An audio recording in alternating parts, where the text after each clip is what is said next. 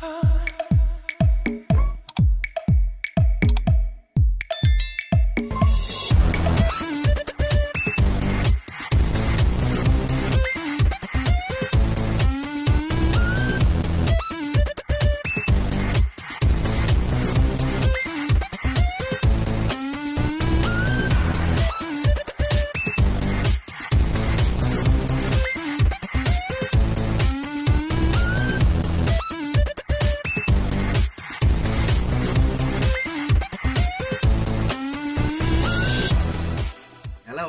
Welcome back sa my channel, The Hustlers TV.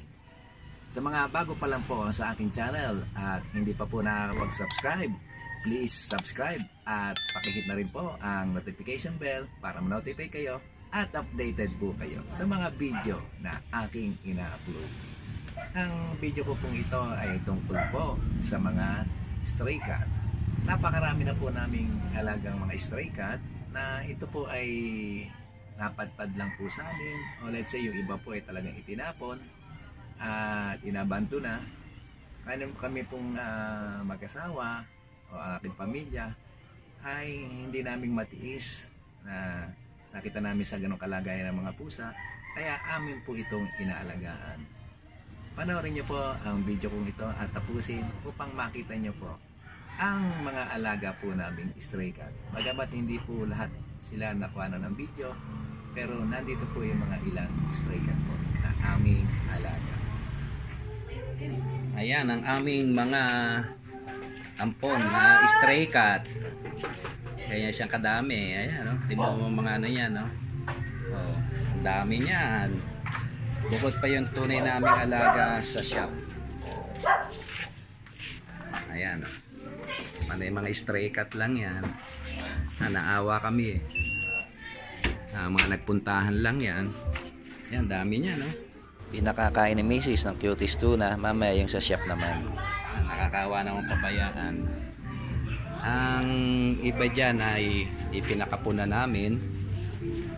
Ang kapon ay, ang pagkalalaki 800, pagka babae naman ay 1,000. Meron kaming pinagdadalan sa Cavite.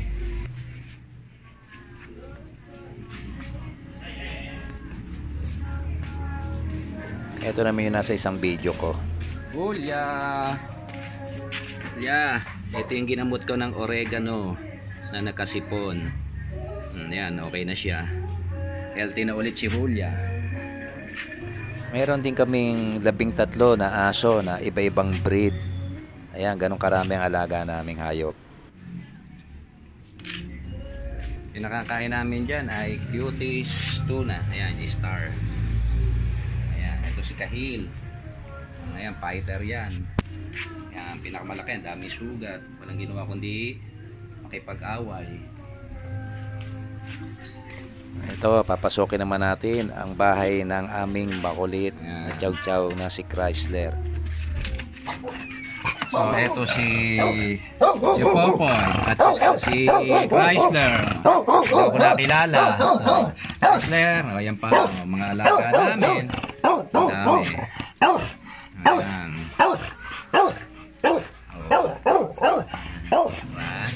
Yan naman si Kerry, yung beagle.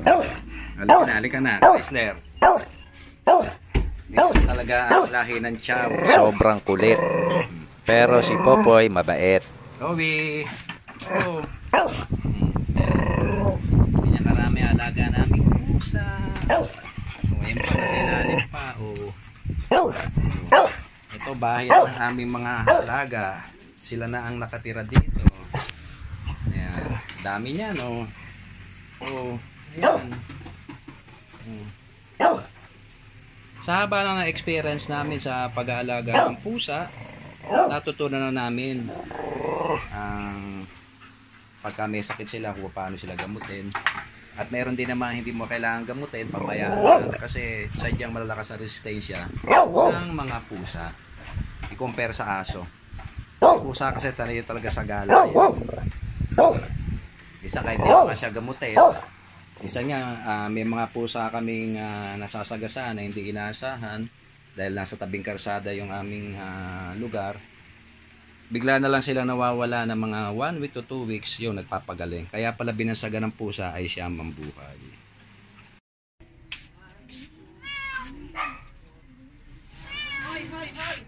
Tra, okay ka na?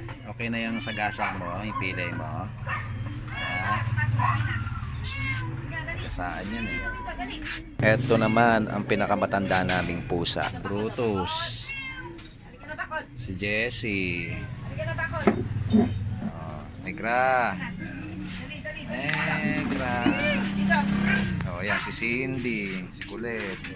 Oh, Soro. Soro. Ayan si Darky. Oh, ayan si Soro. Si Jumping Soro. Malaki na.